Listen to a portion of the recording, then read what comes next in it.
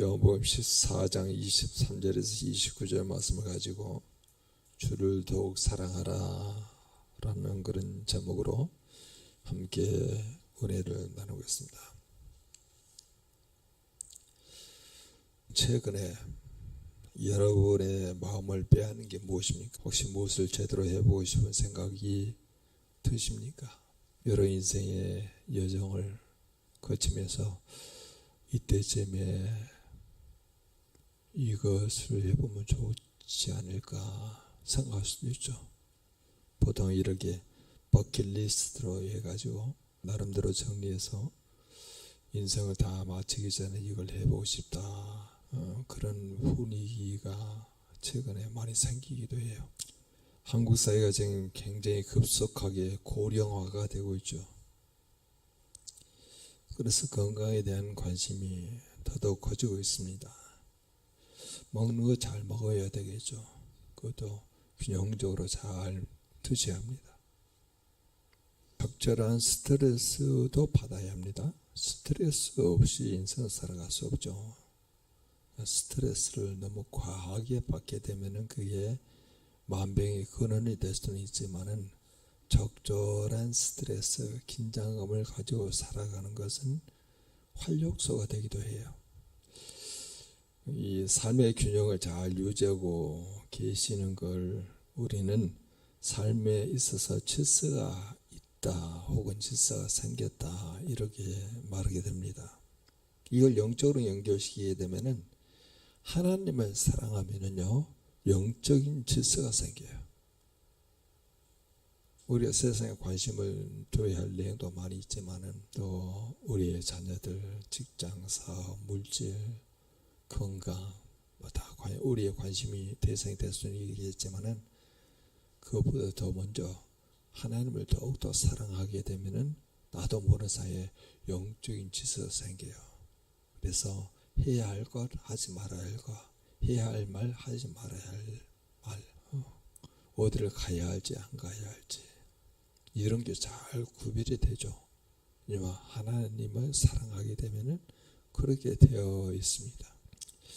이런 흐름에서 하나님은 오늘 우리에게 주를 더욱 사랑하라 라는 그런 제목을 주신 겁니다.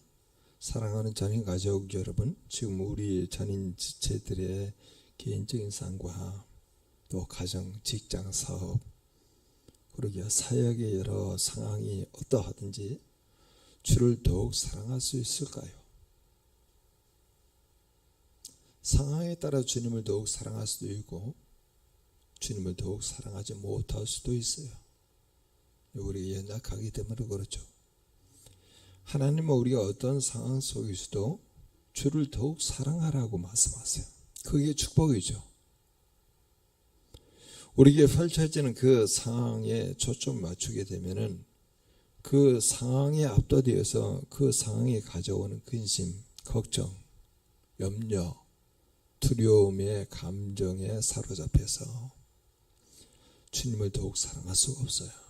주님을 더욱 사랑하려고 하면 우리가 가지고 있는 감정을 다른 데 소비하지 말고 주님을 사랑하는 쪽으로 다 돌려야 하는 거예요.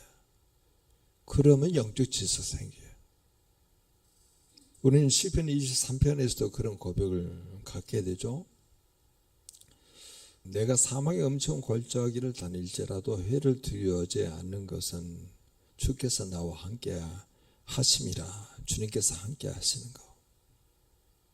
근데 실제는요 사망의 엄침한 골짜기를 가게 돼요. 근데 두려워하지 않는다고 하는 것은 주님께서 나와 함께 하심이라. 그러면서 이렇게 나옵니다. 주의 지팡이와 막대기가 나를 안위하시나이다. 그런 느낌이 들 때가 있어요. 되게 우울하고 힘들고 답답하고 상황에 다 막혀있는 듯한 그런 느낌. 또 어느 누구도 위로하지 못하고 어느 누구도 공감하지 못한 그런 상태. 그걸 우리는 사망의 엄청 골짜기라 그렇게 말하는데 두려워하지 않는다는 거예요. 왜냐하면 주님께서 함께 하심이라. 주의 막대기와 지팡이가 나를 안위하시나이다. 바로 뒤에 나오는 성경 구절도 원수의 목전에서 주께서 내 원수의 목전에서 내게 상을 차려 주시고 기름을 내 머리에 부으셨으니 내 잔이 넘치나이다. 원수의 목전이에요. 내가 마주치기를 힘드는 그 당사자가 있는데 그 상태에서 주님께서 내 머리에 기름을 부으셨으니 그때 영적인 느낌은 내 잔이 넘치나이다. 원수로 인하여서 마음이 상하거나 불편하거나 두렵거나 마음이 쫄리거나 그런 상태가 아니고 내 잔이 넘치나이다.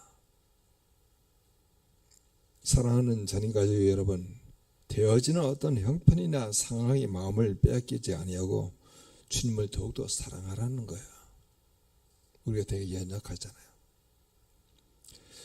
주님을 더욱더 사랑하게 되면 오늘 본문을 통해서 어떤 내용으로 발전되는지 오늘 본문을 통해서 확인해 봅니다.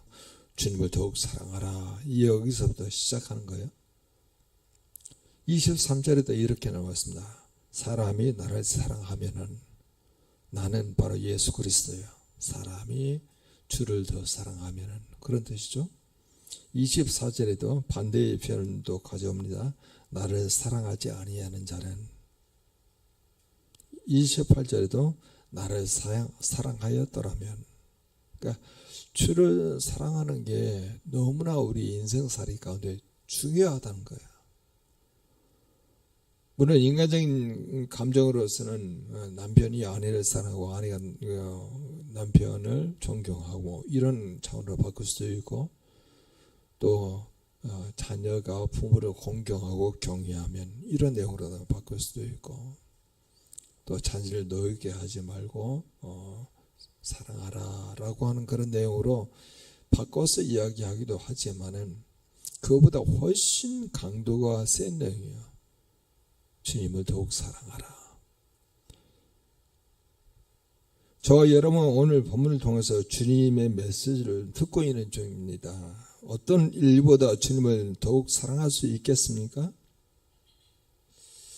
주님을 더욱 사랑하게 되면 그 다음 단계로 발전하게 되는데 26절에 나와 있습니다. 한번 26절은 전체를 한번 같이 한번 읽어보죠. 보혜사 곧 아버지께서 내 이름으로 보내실 성령 그가 너희에게 모든 것을 가르치고 내가 너희에게 말한 모든 것을 생각나게 하리라.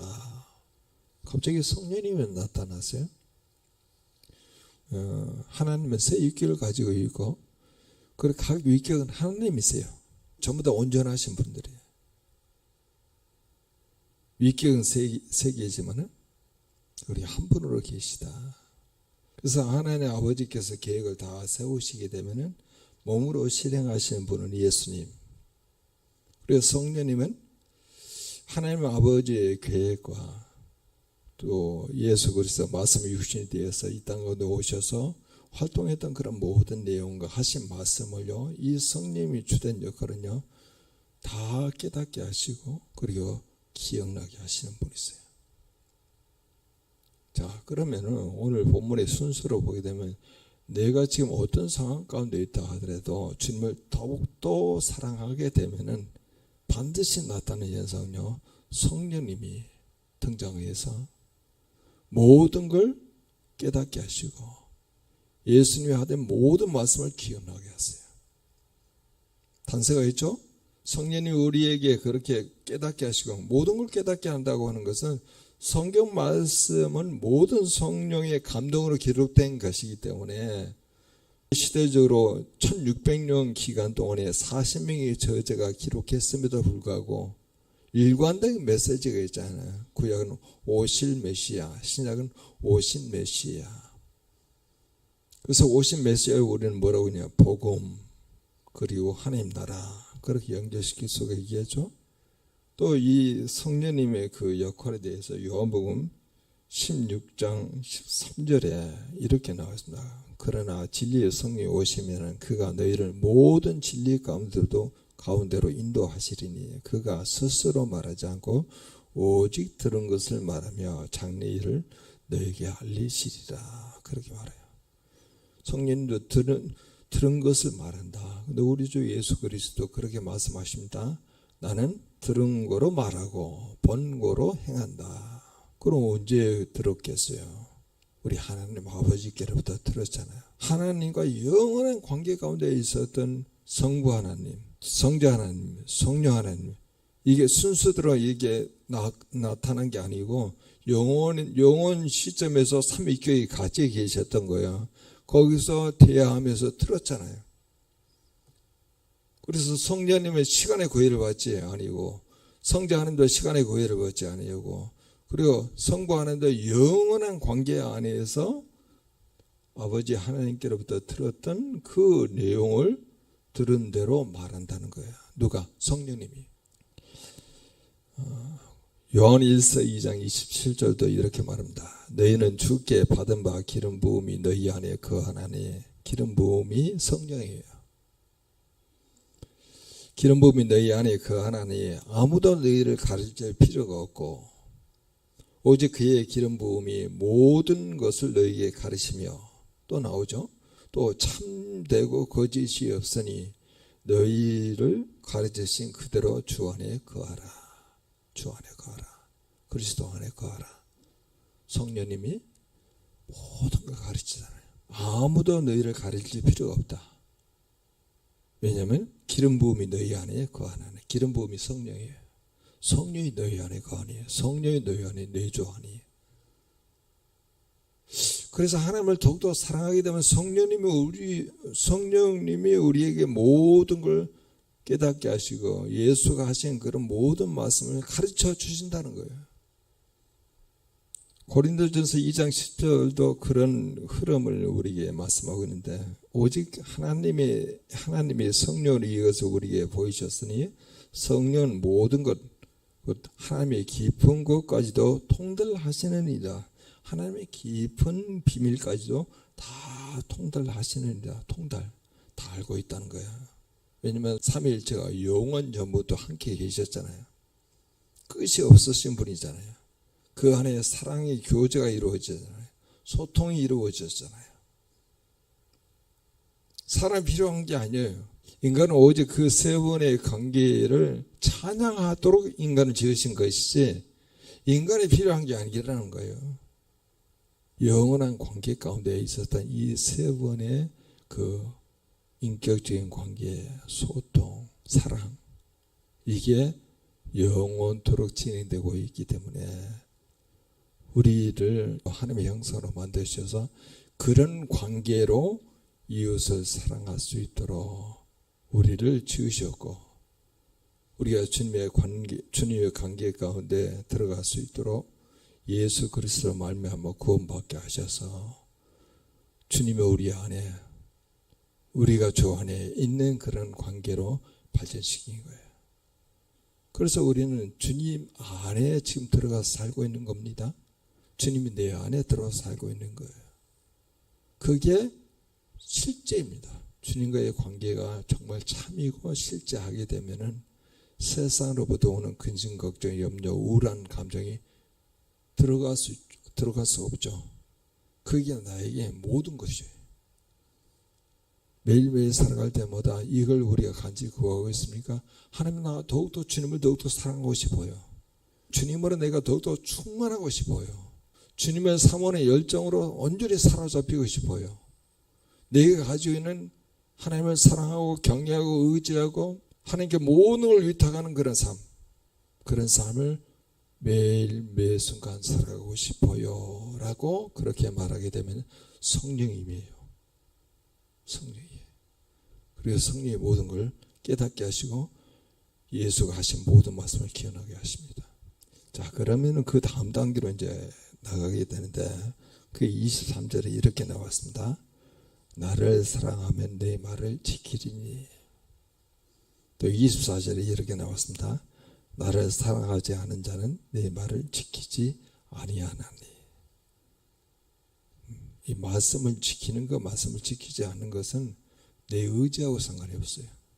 하나님을 더욱 사랑하게 되면 성령이 모든 말씀을 깨닫게 하시고 예수의 하신 모든 말씀을 기억나게 하셔서 우리에게 뭘로 주시는가? 메시지를 주시는 거예요.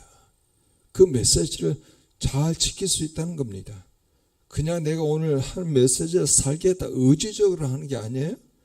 사랑하는 마음, 그랬더니 성령님이 모든 말씀을 깨닫게 하시고 기억나게 하시고 우리에게 메시지를 주시게 되면은 그 메시지를 지킨다는 거예요. 그제서야.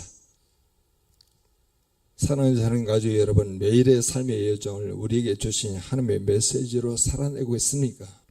우리가 주를 더욱더 사랑하게 되면 보혜사 성령님이 내게 모든 것을 가르치고 주께서 내게 말한 모든 것을 생각나게 하셔서 믿음으로 주의 말씀을 지키게 됩니다. 이런 단계의 발전을 계속 우리 일상의 삶 가운데 경험하는 거예요. 자, 그러면 이런 과정의 흐름이 여기서 멈추지 않고 더 발전된 단계로 나아갈 수가 있게 해줘. 그게 27절에 나와 있습니다. 평안을 너에게 끼치노니 곧 나의 평안을 너에게 주노라. 내가 너에게 주는 것은 세상에 주는 것과 같지 아니하리니 너희는 마음에 근심하지도 말고 두려워하지도 말라. 이 내용을 요한복음 16장 33절에 이렇게 표현합니다. 이것은 너에게 이르는 것은 너희로 내 안에서 평안을 누리게 하려 함이라. 세상에서는 너희가 환난을 당하나 담대하라. 내가 세상을 이겼노라. 너희로 내 안에서 평안을 누리게 하라. 환난이 오기도 해요. 어려움이 오기도 해요. 그러나 담대하라. 내가 세상을 이겼노라. 예수님이 말씀하신 이 평안은 오늘날의 언어로 풀어보면 이렇게 의미를 삼을 수 있겠죠. 깊은 마음의 안정, 흔들리지 않은 확신이라고 말할 수 있어요. 깊은 마음의 안정과 흔들리지 않은 확신을 평안이라 그렇게 말할 수 있어요. 세상에 주는 평안은 외부 환경에 의존하는 조건적인 안정이에요. 우리가 잘 알고 있는 거죠. 물질 있으면은 안정이 있을 것 같아요. 관계가 잘 이루어지게 되면 심리적 안정을 가질 수 있겠죠. 그리고 성공을 하게 되면은 또 잘 해냈다, 잘 살았다라고 하는 또 안정을 가질 수 있겠죠. 그런데 이건 조건적인 안정감이에요. 외부 환경에 의존한 조건적인 안정이에요. 이게 평안이 아닙니다. 문제가 없어야 마음이 편하다라는 느낌으로 지금 말하고 있잖아요. 우리가 살아가는 동안에 문제가 왜 없어요? 우리는 이 육신적인 죽음을 끝내야 문제가 사라지는 거지 항상 문제는 있어요. 그런데 지금 이 성경에서 말하고 있는 내가 너에게 평안을 끼치노라, 내가 너에게 평안을 주노라, 내가 주는 평안은 세상에 주는 평안과 다르다. 너는 근심하지도 말고 염려하지도 말라. 이 내용의 평안은요, 그런 조건적인 평안이 아니라는 거예요. 그래서 이걸 오늘 현대적으로 이 평안을 풀어보면은 트라우마나 불안을 이기는 회복 탄력성, 트라우마가 우리가 다 있거든요. 그리고 불안을 이기는 회복 탄력성이에요. 오늘날의 편으로 이야기하게 되면 우울증이나 불안 장애 속에서도 하나님의 임재로 견디는 힘이 되겠죠. 하나님의 임재. 우울해요, 불안해요, 답답해요. 사방으로 우겨쌈을 당했어요. 뭔가 돌파구가 없어요. 박차고 나가야 하는데 그러지를 못해요. 그런데 하나님께서 우리에게 주신 그 평안은 바로 뭐냐면은 하나님의 임재로 견디는 힘. 하나님이 나와 함께 하셔. 삶의 엄청 골짜기를 지날지라도 원수의 목전에서 하나님이 나와 함께 하셔서 어떻게 풀어가시는지를 기대하고 믿는 거예요. 또 이렇게도 표현할 수 있습니다. 불확실성 속에서도 흔들리지 않은 마음의 GPS예요. 우리의 미래가 되게 불확실하잖아요. 근데 흔들리지 않은 마음의 GPS가 평안이에요. 실직을 당하기도 합니다. 혹은 질병이 발생하기도 하죠. 우리 예측 불가능한 그런 삶의 위기 속에도 이런 방향성을 잃어버리면 안 돼요. 그렇죠? 방향성 바로 하나님을 더욱더 사랑하라. 관계의 갈등 속에서도 용서와 화해를 선택한 능동적인 평화예요. 원수까지 사랑하는 명령을 실천하는 마음의 자유입니다. 주님이 주시는 평안은 멘탈이 강한 상태라는 그런 문화적인 표현, 사회적인 표현을 넘어서 하나님과의 관계에서 오는 존재적인 안정감이에요. 그래서 여러분 우리 스스로에게 물어보세요. 여러분 하나님과 관계가 어느 정도 지금 가고 있습니까? 하나님과의 깊은 관계적인 그 존재, 하나님의 존재를 느끼는 그 관계적인 안정감이 없다 그러면은 세상이 주는 평안으로 인하여 우리의 마음이 흔들린다는 거예요. 근데 우리가 삶의 엄청 골절을 갈지라도 그래 원수의 목전에서도 하나님의 관계로 우리가 들어가게 되면 하나님의 관점으로 보게 되면 진정한 안정감, 흔들리지 않는 안정감이 있다는 거예요. 하나님을 신뢰하잖아요. 믿음으로 견뎌내잖아요. 재정의 위기 가운데 있습니까? 그러면 여러분 그 순간에도 하나님께서 여전히 주관하신다고 하는 믿음으로 걱정을 내려놓으셔야 해요. 하나님이 우리에게 주신 은혜는 우리로 믿음을 갖게 할 뿐만 아니라 고난도 겪게 하신다. 어려움을 겪게 하신다는 거예요. 그래서 빌립보서 4장 6절에서 7절은 이렇게 말하죠. 아무것도 염려하지 말고 다만 모든 일에 기도와 간구로 너희 구할 것을 감사함으로 아뢰므로 성경이 이렇게 나옵니다. 그리하면 모든 지각에 뛰어난 하나님의 평강, 똑같은 말이야. 평강. 그 평강이 그리스도 예수 안에서 너희의 마음과 생각을 지키시라. 흔들리지 않은 안정감. 잠시 어려움으로 인해서 또 다시 확인하는 거죠. 나는 흔들리지 않은 하나님에 대한 신뢰가 있느냐, 그분을 믿는 안정감을 가지고 있느냐, 그걸 체크하는 거예요. 지금 만약 그것이 내 안에서 똑 떨어질 수 있도록 내가 그래도 신뢰합니다 라고 하는 그런 마음을 가지고 있으면 진짜 참 평강이 우리에게 임한다는 거예요. 그래서 예수님이 주시는 평안은 현실의 어둠을 부정하는 긍정적인 사고가 아닙니다. 그 어둠 속에서도 하나님을 신뢰하는 영적인 근육이에요. 영적인 근육. 그래서 우리는 계속 말씀 묵상하면서 뭘 훈련하고 있습니까? 하나님 주신 그런 메시지를 내가 살아내고 있느냐? 그래서 말씀의 근력을 키우라. 믿음의 근력을 키우라. 그리고 영적인 근육을 키우라. 주님 말씀하고 있잖아요. 만약 이 과정이 내게 없다 하면은요, 그냥 세상이 주는 근심, 걱정, 염려가 계속 내게 누적되어서 굉장히 우울한 마음으로 들어갈 수 있어요. 그게 시간이 오래 걸릴수록 나는 그냥 완전히 침륜한 자가 됩니다. 완전히 거기에 푹 빠져요.